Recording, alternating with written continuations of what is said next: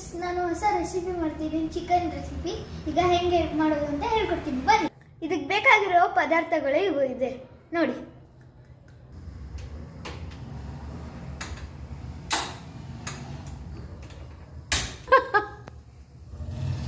ಬಾಂಡ್ಲಿಡ್ತಾ ಇದ್ದೀನಿ. Peanut oil,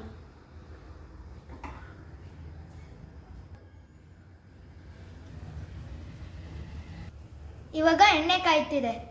ಪುದೀನ ಹಾಕ್ತಾ ಇದ್ದೀನಿ, ಬೆಳ್ಳುಳ್ಳಿ ಪೇಸ್ಟ್ ಹಾಕ್ತಾ ಇದ್ದೀನಿ, ಗ್ರೀನ್ ಚಿಲ್ಲಿ,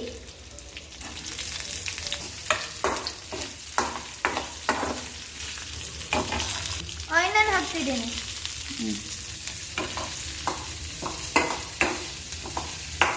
ಕರಿಬೇವು ಹಾಕ್ತಿದ್ದೀನಿ ಫ್ರೆಂಡ್ಸ್.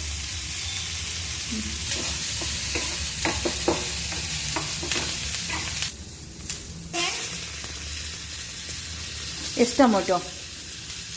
ಒಂದು ಟೊಮೆಟೊ ಫುಲ್ ಫ್ರೆಂಡ್ಸ್. ಅರಿಶಿನ ಪೌಡರ್,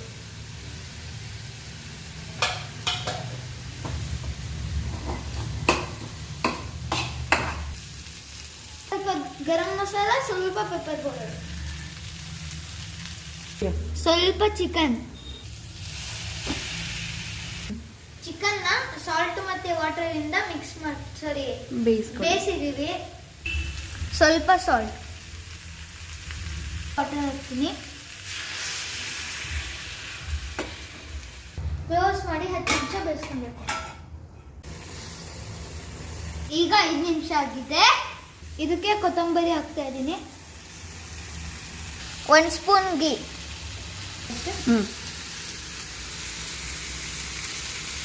ಟೇಸ್ಟ್ ಮಾಡ್ತಾ ಇದ್ದೀನಿ.